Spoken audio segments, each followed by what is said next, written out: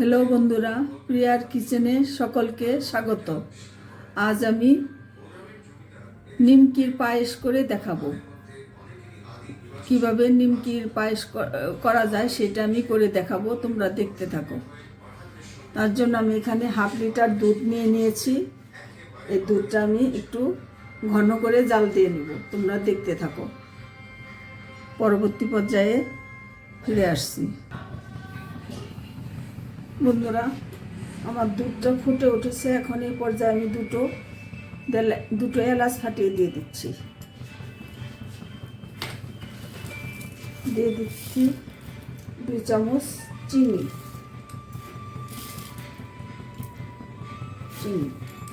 মালাইটা test করার জন্য দিয়ে দিচ্ছি 2 চামচ গুঁড়ো দুধ। 2 চামচ গুঁড়ো দুধ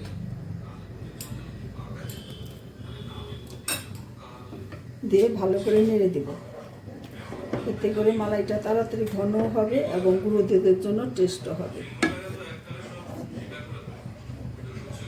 দেখতে থাকো বন্ধুরা, দুধটাই অনেকটাই ঘন হয়ে এসছে, অনেকটাই মালাই হয়ে এসছে। এখন আমি দিয়ে দেব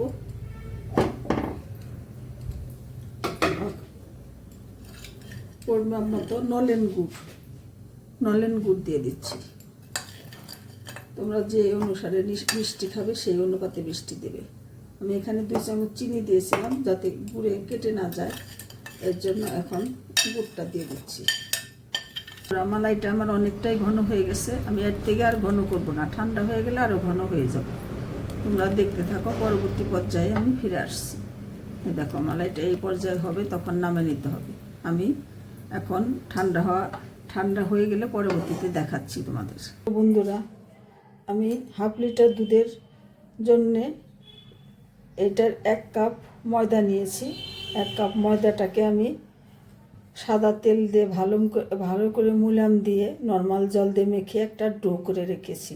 যেভাবে লুচি পরোটার ডো করা হয় ঠিক সেইভাবে একটা এরকম ডো করে রেখেছি। এটার থেকে আমি আস্তে আস্তে এখন নিম কেটে নেব। আমি হাফ লিটার দুধের জন্য এই 1 কাপ নিয়েছি, তোমরা দেখতে থাকো। বন্ধুরা, ময়দাটাকে আমি এখন কিচেন স্ল্যাবের মধ্যে নিয়ে নিচ্ছি এবং পাতলা একটা রুটি করে এটাকে আমি ছোট ছোট নিমকি কেটে নেব। তোমরা দেখতে থাকো। দেখো বন্ধুরা, আমি এইভাবে একটা বড় করে পাতলা করে একটা রুটি বেলে নিয়েছি। আমি এটাকে এখন নিমকির শেপ দিয়ে নেব, তোমরা দেখতে থাকো।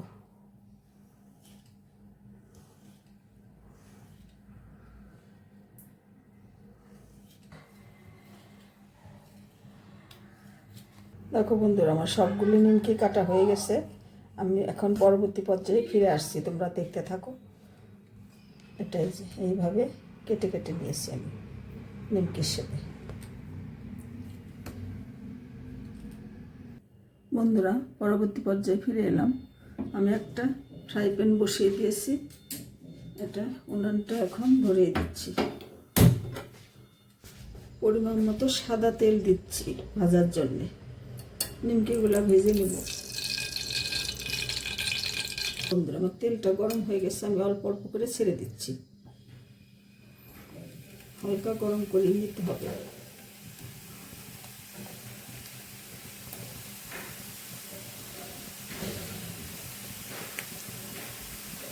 মিডিয়াম টু লো হিটে ভাজতে হবে।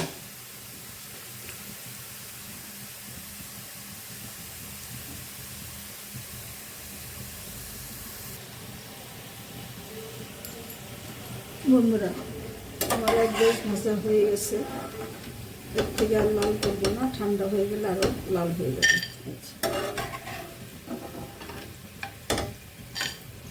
আমি এরকম করে ভেজে নিয়েছি, বাকিগুলো ভেজে নিয়ে ফিরে আসছি। বন্ধুরা, সবগুলি নিমকি ভেজে নিয়ে আমি ফিরে আসছি। দেখো এরকম তোমরা ভেজে নিয়ে একটা এয়ারটাইট কৌটার মধ্যে রেখে দিলে যখন খেতে ইচ্ছা করবে শুধু মালাইটা করে নিয়ে উপর থেকে নিমকিগুলো ছড়িয়ে দিলেই চটজলদি একটা নিমকির পায়েস হয়ে যাবে। খুব সুস্বাদু পায়েস। নিমকির পায়েস। এই দেখো এইভাবে ভেজে নিয়েছি। আমি পরবর্তী পর্যায়ে ফিরে আসছি। যে মালাইটা আমি করে রেখেছি সেই মালাইটা এখন পুরোপুরি ঠান্ডা হয়ে গেছে। সেটা আমি এই পাত্রের মধ্যে ঢেলে নিচ্ছি। ঠান্ডা হয়ে গেলেই দেওয়া যাবে, ঠান্ডা হয়ে গেলে নিমকিগুলো দেওয়া যাবে, গরম থাকা অবস্থায় দেওয়া যাবে না। মালাইটা আমার পুরোপুরি ঠান্ডা হয়ে গেছে। দেখো বন্ধুরা, হাফ লিটার দুধ দিয়ে এতটুকু মালাই করে নিয়েছি।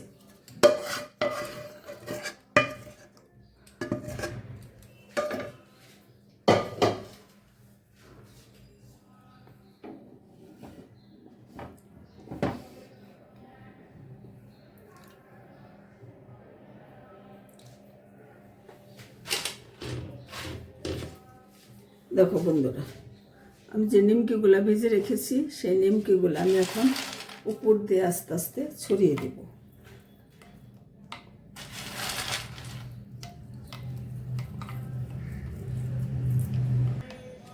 দেখো বন্ধুরা, আমার একটু রেখে দেবো এয়ারটাইট কন্টেনারে। আবার যখন মালাই করে নেব তখন এটা দিয়ে নিমকির পায়েস তৈরি করে নেব। এইভাবে ভেজে রেখে দিলে চটজলদি নিমকির পায়েস করে নেওয়া যায়। এই দেখো পুরোপুরি এই যে নিমকির পায়েস করে নিয়েছি। তোমরা দেখো,